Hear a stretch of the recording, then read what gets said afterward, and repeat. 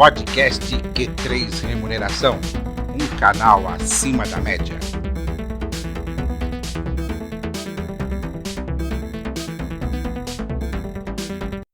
Olá, você profissional de gestão de pessoas e especialmente de remuneração. O podcast Q3 Remuneração está de volta. Eu sou Vanderlei Abreu, jornalista especializado em recursos humanos, e comigo está Matheus Oliveira, idealizador do Q3 Remuneração e sócio-diretor da RH Plus. Referência em remuneração, a consultoria que não fecha negócios, abre relacionamentos. E vai dar alguns recados antes de iniciarmos o nosso programa. Olá, Matheus. Olá, Vanderlei. O recado dessa vez é sobre a Academia da Remuneração, né? Nós tivemos esse ano de 2022, praticamente todos os meses, com turmas online aí, com cursos em company, a grade muito reconhecida aí pelo mercado. Nós estamos parando agora no mês de novembro para revisar a grade, para atualizar os nossos cursos, e voltamos a partir de janeiro de forma online e a partir de fevereiro de forma presencial, tá? Já com turma aqui para São Paulo inicialmente. Então, gostaria aí de agradecer a todos que participaram dos nossos cursos durante esse ano de 2022 e que nos ajudou aí a ter a Academia da Remuneração em alta. Muito bom. As demissões em massa voltaram com força neste ano, especialmente entre as startups. E com esta onda de desligamentos, também volta com força na área de RH a discussão sobre a gestão humanizada dos desligamentos. Para falar sobre esse assunto, o podcast Q3 Remuneração e canal acima da média convidou o precursor do outplacement no Brasil, José Augusto Minarelli. Graduado em Pedagogia e pós-graduado em Orientação Educacional pela USP, Minarelli é presidente desde 1982 da Lenze Minarelli, primeira consultoria de outplacement do Brasil. Também é presidente do Conselho de Administração do CIEE, Centro de Integração Empresa-Escola, e patrono do programa de mentoria Nós por Elas, do Instituto Vascello Goldoni. Seja muito bem-vindo ao podcast Q3 Remuneração, Minarelli. Olá, Vanderlei. Olá, Matheus. Muito obrigado pela acolhida. É um prazer estar aqui falando com vocês e com os ouvintes, os telespectadores, sobre esse assunto importante, que é a demissão humanizada. É isso aí. E nós, nos bastidores aqui, Minarelli, a gente estava falando um pouco sobre o online e o impacto da tecnologia no seu trabalho, né? Mas, inicialmente, eu quero saber de você quais foram as principais mudanças que ocorreram no outplacement nos últimos anos. Olha, o outplacement tem metodologia e técnicas que são permanentes, né, Vanderlei? Os recursos, as ferramentas é que melhoraram muito, né? Quando eu comecei, não tinha LinkedIn, não tinha as redes sociais tão desenvolvidas, não tinha os aplicativos que hoje permitem a quem está no mercado procurando um novo trabalho usar, por exemplo, o seu celular para descobrir oportunidade, para aplicar-se, para fazer networking, enfim, para anunciar a sua disponibilidade ao mercado. Então, há uma parte que é permanente, é aquela de identificar as competências do profissional, depois estimular o profissional a fazer um profundo exercício de autoanálise para definir o que deseja no futuro, desenhar o futuro, construir as ferramentas, ou seja, o currículo, o perfil do LinkedIn e as argumentações para os diferentes tipos de conversa, de diálogos que tem no mercado de trabalho, e fazer networking, né? Networking é uma coisa antiga, permanente, e que, nesse momento de escassez, tem funcionado muito para que os candidatos que sabem fazê-lo descubram e aproveitem as oportunidades que circulam de maneira invisível. Minarelli, qual foi o impacto, a contribuição da tecnologia para os processos de outplacement? A tecnologia permitiu o acesso ao mundo de informações, a descoberta das pessoas que interessam contratar, a localização das pessoas da rede, que a gente nem sempre escritura de forma correta ou atualiza os endereços, e hoje é possível você descobrir quem é quem em qualquer lugar, só demanda um pouco de trabalho, né? Nós usamos muito Google, LinkedIn e outras redes sociais em favor da descoberta de oportunidades, da obtenção de informações para abordar empresas de interesse dos nossos assessorados. Então, este mundo eletrônico hoje acelerou e ampliou as possibilidades de exposição e prospecção. Minarelli, ainda as empresas, né, especialmente as corporações, ainda têm essa consciência de contratar o serviço de outplacement, né, que é o que a gente chama de pessoa jurídica, né, para conduzir o processo de demissão de forma mais adequada, mais humanizada, que é o trabalho que vocês fazem? Vanderlei, a atividade de outplacement hoje incorporou as boas práticas de gestão de pessoas. E o outplacement nasceu como uma prática corporativa, que você mencionou ser uma atividade para pessoa jurídica, né? Então, como prática corporativa, as organizações que se veem na contingência de dispensar pessoas por redução do quadro, por substituição de perfil, por economia e por outros assuntos, como, por exemplo, a transferência de domicílio ou de endereço de uma fábrica, e até por transformação digital, entendem que devem apoiar a recolocação das pessoas que ajudaram a chegar até aqui, as pessoas que contribuíram. E, dessa maneira, o outplacement tem expandido muito. Quando eu comecei, o outplacement era uma atividade praticamente exclusiva de empresas multinacionais americanas, porque eles repetiam os procedimentos da matriz que já praticavam o outplacement lá nos Estados Unidos. Aos poucos, esta prática foi sendo divulgada e se tornando mais conhecida, e mais organizações nacionais, internacionais de outros países, de pequeno, grande porte, né, de grande, médio e até de pequeno porte, começaram a utilizar, percebendo que é bom tratar bem as pessoas na saída. Existem várias razões, desde promover o reconhecimento de quem merece, até cultivar a marca de bom empregador, porque, afinal, hoje em dia, os candidatos avaliam bem as propostas de trabalho e, quando encontram um bom empregador, que tem boas práticas, tem um bom ambiente, boa liderança e cuidam bem das pessoas na entrada, no meio, na saída, tem uma grande chance de contratar os melhores profissionais. Isso que você colocou é interessante, né? A gente vê que o outplacement ele pressupõe a condução aí de um processo de demissão de uma forma humanizada.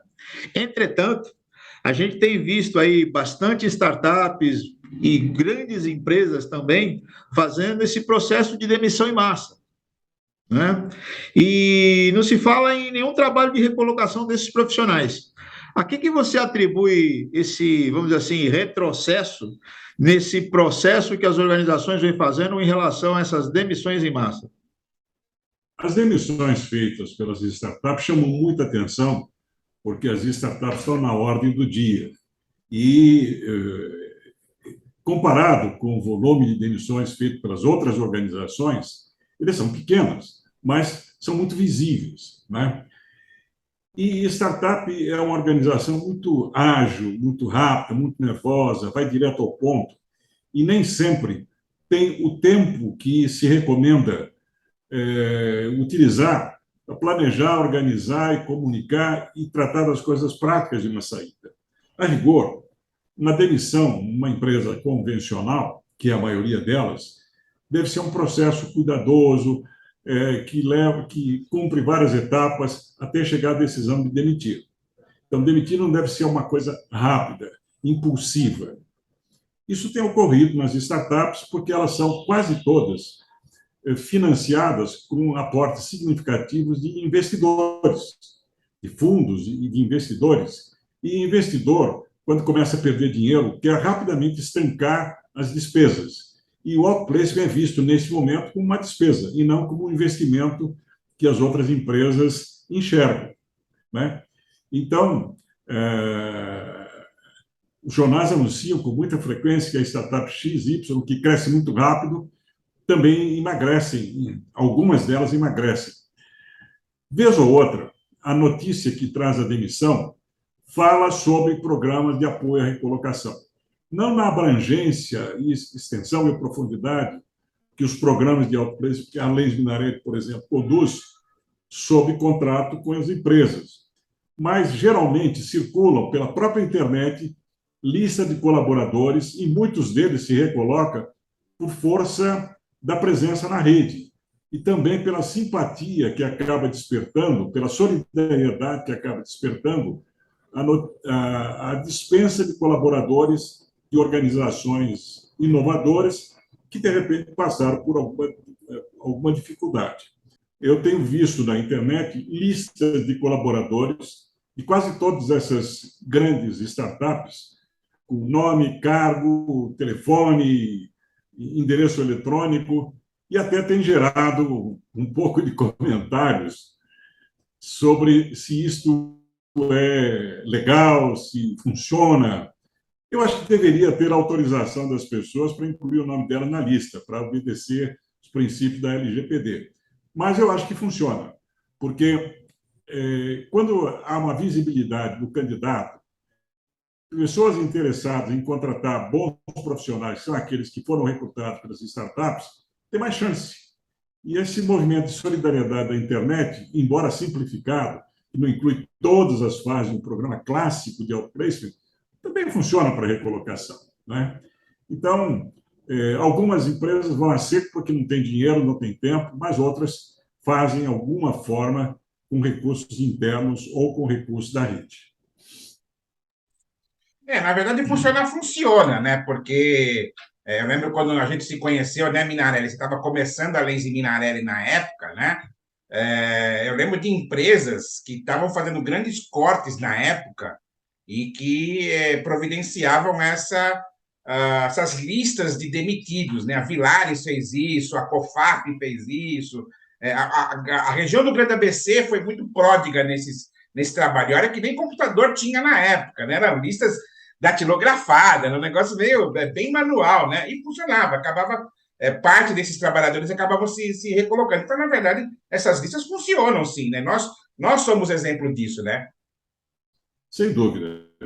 Quando eu comecei, há 40 anos atrás, o convite para eu fazer o primeiro trabalho lá para Johnson Johnson consistia em fazer o currículo das pessoas, colocar numa pasta, visitar as empresas vizinhas e pedir atenção para aqueles currículos.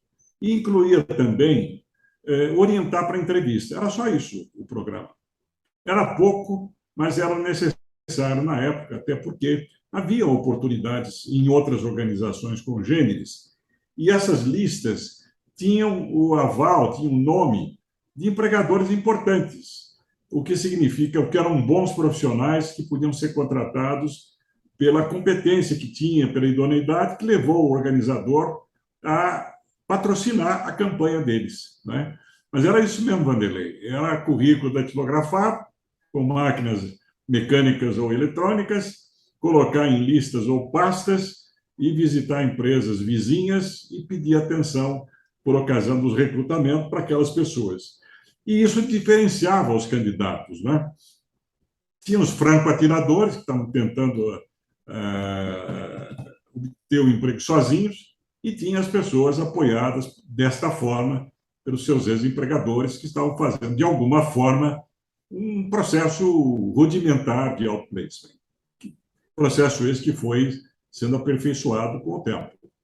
Narelli, você foi um dos precursores do networking no Brasil, né? Antigamente, a gente fazia o networking, essa palavra nem existia, né? Era o contato pessoal, né? E encontros de grupos informais de recursos humanos, de recrutamento e seleção, de treinamento e desenvolvimento, de remuneração e por aí vai, né? Hoje existe a tecnologia e os famosos grupos virtuais. A gente mesmo participa de alguns grupos aí com 800, 900, quase 1.000 participantes aí, e as pessoas não se conhecem, né? Quer dizer, se conhece através dos grupos, mas não pessoalmente. É, as relações elas ficaram mais distantes, né? Como é que se pode cultivar a rede de relacionamento através do meio digital, né? Do mundo digital? Matheus, vou dar uma resposta um pouco mais longa, como forma de orientar quem nos vê aqui, né? O que é networking? Networking, com tradução literal, é trabalhar com rede. Portanto, precisa ter rede. Para ter rede, a gente precisa fazer uma coisa que eu batizei de net living. Viver em grupos, em comunidades, descobrir, criar e fortalecer vínculos entre pessoas. Isso requer uma atitude de genuíno interesse pelas outras pessoas, requer aproximar-se, conversar, registrar endereços e detalhes que permitam você, com uma certa periodicidade, cumprimentar, convidar, indicar, sugerir leituras, seja o que for que ajude a alimentar este vínculo. O vínculo vem por afinidades, por isso que os grupos profissionais são muito importantes. Os vínculos da profissão, de área de atuação, de região que você atua, de tipo de mercado que você atua. Então, para você ter rede, você precisa prestar atenção no outro. E o outro é uma extensão, o outro é uma pessoa como você que gosta de ter trocas de mútuo benefício, gosta de solidariedade, gosta de amizade. Portanto, mesmo no meio tecnológico, como nós vivemos hoje, o network tradicional ele é velho, ele é muito antigo, não é uma novidade. A novidade foi o rebatismo para chamar de network, uma palavra inglesa, mas, na realidade, relacionamento é coisa bem antiga, fundamental, porque significa convivência, vivência com outras pessoas. Então, quando a gente convive com um grupo de pessoas com as quais a gente tem afinidade ou tem interesse, e não há problema nenhum de conviver por interesse, desde que haja trocas, você está praticando networking. E rede, elementos para rede, a gente tem desde que nasce. Só que a gente não registra, não cultiva, e um belo dia que precisa pescar com rede, você não tem rede. Embora tenha relacionamentos, quase sempre as pessoas não têm o registro para localizar onde as pessoas estão. E aí, respondendo à sua pergunta, a tecnologia tem sido fantástica. Se você sabe os princípios mais elementares da busca na internet, você localiza o seu amigo de infância onde quer que ele esteja. Bastando usar o Google, por exemplo, ou o LinkedIn, ou o Face.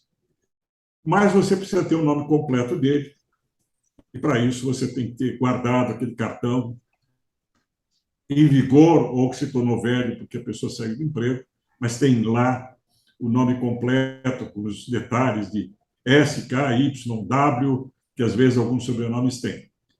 E o meio digital, ele tem relações distantes. E, portanto, parece que ele é mais frio. E, de certa forma, é mesmo, né?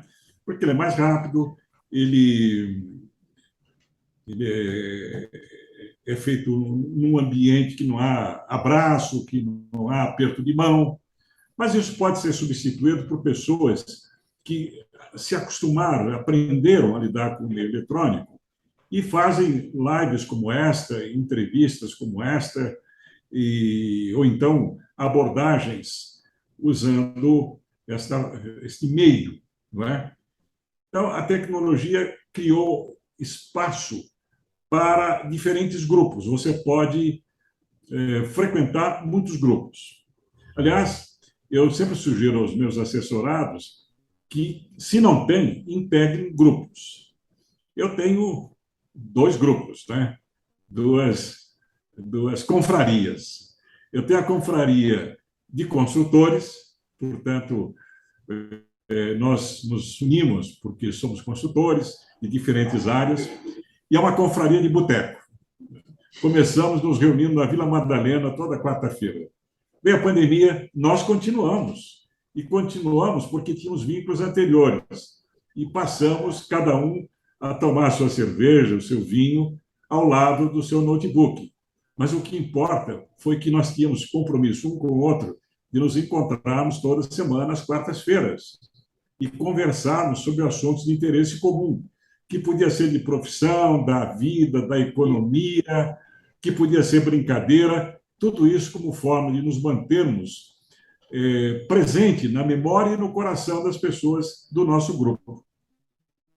E eu tenho um outro grupo, constituído de empresários e profissionais liberais, que se reúne pelo poder aquisitivo mais alto, uma vez por mês, num restaurante chique, e lá nós fazemos a mesma coisa. Nós somamos as nossas redes, ajudamos uns aos outros, brincamos, celebramos os aniversários, tudo como forma de fazer networking. O dia que alguém precisa, ali no grupo pode ter a solução. Eu mesmo já fiz aconselhamento de filhos de 2 colegas do grupo, que tinham lá seus dilemas de profissão, de procura de emprego. E o networking, em épocas de escassez, permite que você tenha oportunidade de acesso a pessoas que podem ajudar você, que podem contratar você, que podem orientar você de graça. Por isso, eu sou um fã, sou um divulgador e um praticante do network, seja ele tradicional, seja ele online, porque me permite desenvolver o capital social, que é um capital que vale mais que dinheiro para a resolução de muitos assuntos da vida. Então, hoje, a tecnologia nos ajuda muito, quer seja para divulgar um artigo que a gente escreveu, para que as pessoas saibam o que nós andamos fazendo, quer seja para convidar para os seminários ou palestras que a gente venha fazer, quer seja para divulgar o link desse podcast para muitas pessoas que ainda não estão inscritas, não é? Mas tudo isso depende de uma atitude de genuíno interesse por pessoas, que dá trabalho, que deve ser feito a vida inteira para que você tenha a sua rede bem cultivada, aquecida e útil na hora que você tem mais necessidade. Uma dessas horas é quando você precisa de emprego. E quem cultivou bem a rede tem um principal instrumento de pesca no mar que não está para peixe. Muito bem, nós vamos fazer um pequeno intervalo, mas fiquem conosco, porque no segundo bloco nós vamos falar de quiet quitting, aposentadoria e muito mais. Não sai daí que nós voltamos já já. Podcast Q3 Remuneração, um canal acima da média.